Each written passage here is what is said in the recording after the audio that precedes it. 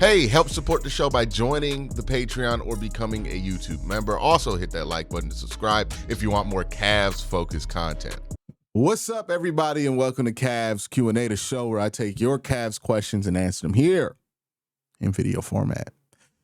First question is going to come from Isaiah, who says, do you think the coach bench some of our starters for the rest of the playoffs if we have a lead in the first and second round until we meet Boston in the Eastern Conference Finals? No. That is a dangerous game to play, right? Like, I get resting your starters after you clinched in the regular season, but going up like 3-1 and deciding you're going to take the foot off the gas and just let everybody else play, that is crazy to me. No, you got to get these guys used to finishing series and ending things, right? Like there is value to that experience, and rest is not more valuable than that experience to me, right? You want a team that knows how to finish a series out. And look, the Cavs have not really demonstrated that they're at that point yet where they can just finish a series out. That's what this playoffs it's going to be very important for, right? Because the Cavs didn't finish off the Orlando Magic. They played 7 games with them.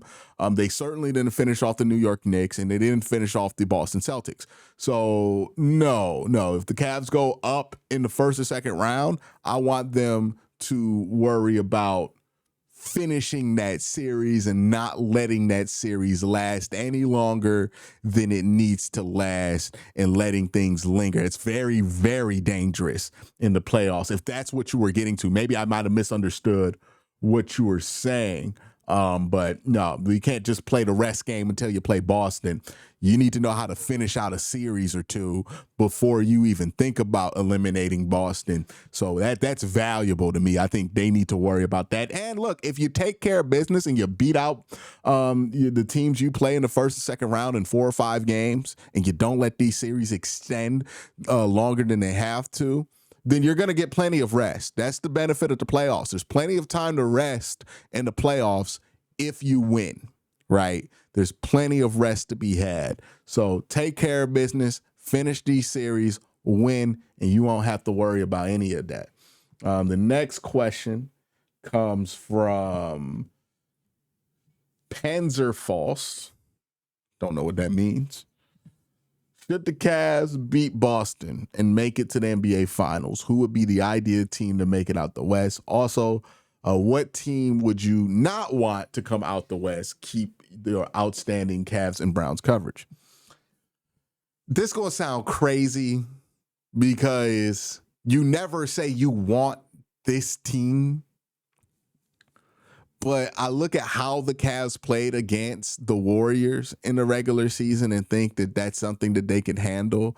I also look at the Lakers and think that that's a good matchup for the Cavaliers. I think the Nuggets would be a good matchup for the Cavaliers as well.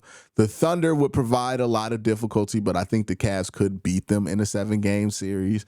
But honestly, whoever comes out the West, there's not one individual team where I'm like, oh, they're a uniquely awful fit for the Cleveland Cavaliers if the Cavs are able to make it to the NBA Finals.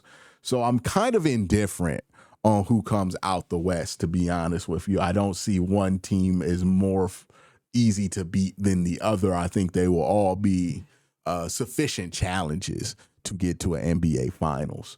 The mighty Hardy says, do you think Donovan Mitchell's hot shooting streak will continue if we meet the Boston Celtics in the 3rd round? Also, how do you think Darius Garland will do with Drew Holiday or Derek White guarding him? I think they'll be fine, man. I really think that Donovan Mitchell and Darius Garland will be fine. They've gone up against Drew Holiday and Derek White and have had good games before. Donovan Mitchell has had nothing but good games against the Boston Celtics, no matter who it is they've thrown at him. I get that the playoffs are a little bit different, but even in the playoffs last year, Donovan had some good games and Darius had some good games against the Boston Celtics. I'm not really concerned about if those two are going to show up. They will play well. They will be good offensive threats for the most part in that series. Maybe they have an off game or two, but they're going to be fine in that series. The question for me when it comes to the Cavs getting out the East is, what are you going to get out of Evan Mobley?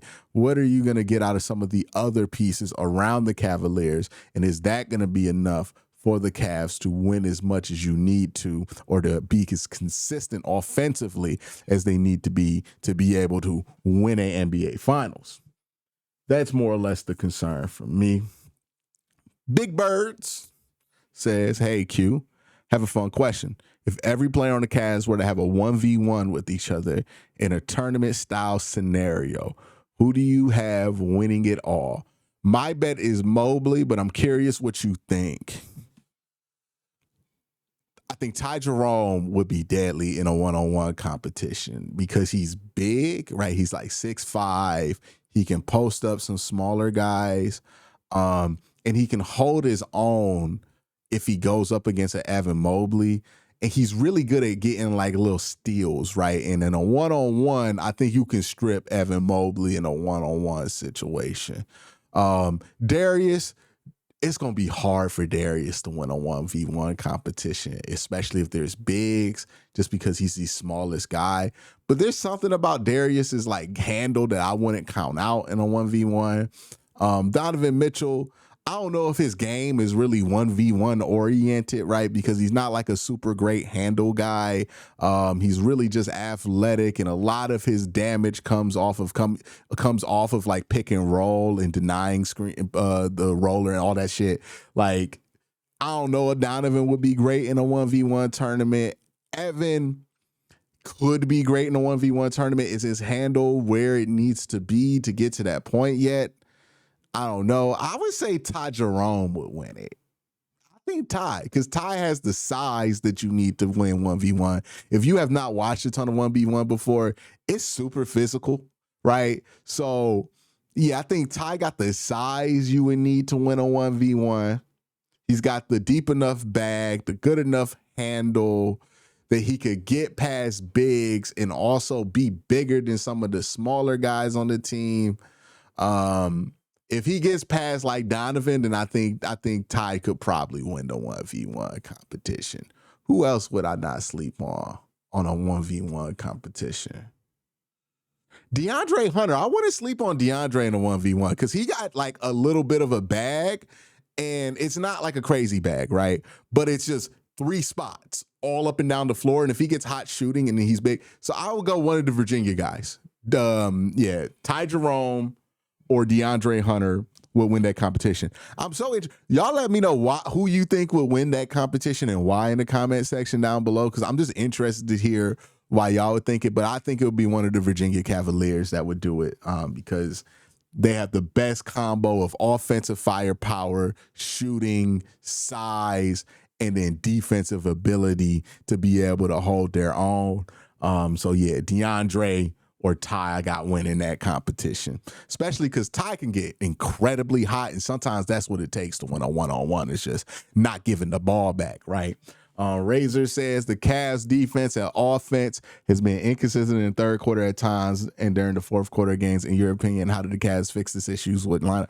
I wouldn't overreact to it like that. I don't think it's a lineup thing. I think it's simply the Cavs don't have to play great defense all the time. And when you don't have to play great defense all the time, you don't play great defense all the time. In the playoffs, where they are going to have to be more focused, more locked in defensively, I think they're going to be more than capable of doing it. The Cavs have proven to us time and time again that when they need to be a great defensive team, they are more than capable of being a great defensive team. And they have also proved that they can lock in for long stretches of time. So I wouldn't say that this is something so drastic that you got to make an adjustment of how this team goes out there on the court. You don't have to make lineup changes.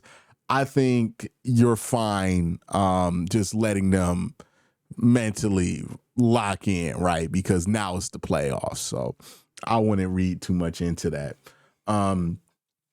Ace of C says, how many post and pre-LeBron teams does that lineup from the Pacers games beat? Every Cavs team in between 2010 and 2013, probably.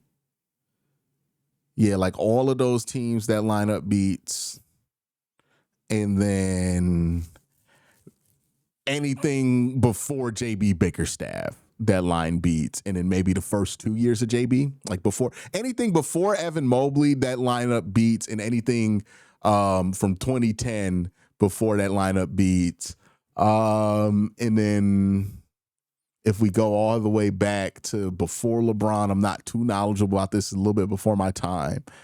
I would say anything without like Brad Daugherty on the roster probably loses to that Cavs lineup as well. Maybe that's too much praise. I don't know. Y'all let me know. Y'all let me know about that one too. Dom the Baller says, why do we keep pushing the fact that Donovan is the best player? In my opinion, he's the third best. I see Garland or Mobley as the best. As for Garland being the best because he's the creator, the engine of the offense. I'm not saying Mitchell's far behind. However, Garland is more consistent per shooting splits, and his assist to turnover ratio is better than Mitchell. Well, Mitchell, every time I watch, seems like he messes up in the clutch more times than not. I would disagree with that. He messes up sometimes, but it's not more often than not. I would put Mobley ahead of him, and I think in Garland, it's a toss-up. Here's the thing of why people are going to consider Donovan Mitchell better than Darius Garland and Evan Mobley. Donovan Mitchell can legitimately get you 50 to 60 on a night if he gets hot. Darius is not doing that.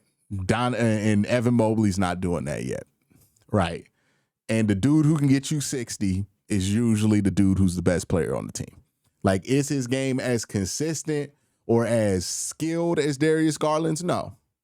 Is his game as unlimited as Evan Mobley's? No.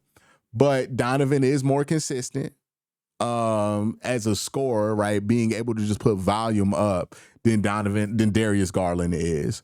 Like, I think that's just objectively true. Like, Donovan Mitchell can get you 50 more in a season than Darius Garland can if they both got the same opportunities to get 50.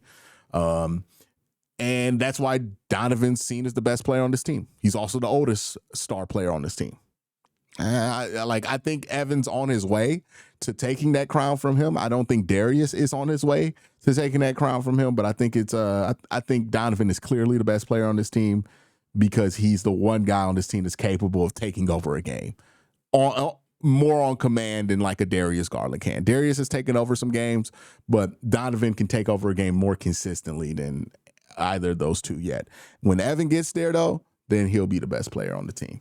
But that's my thoughts for you guys' questions. Thank you guys for asking them. Make sure to subscribe, stay notified. Peace.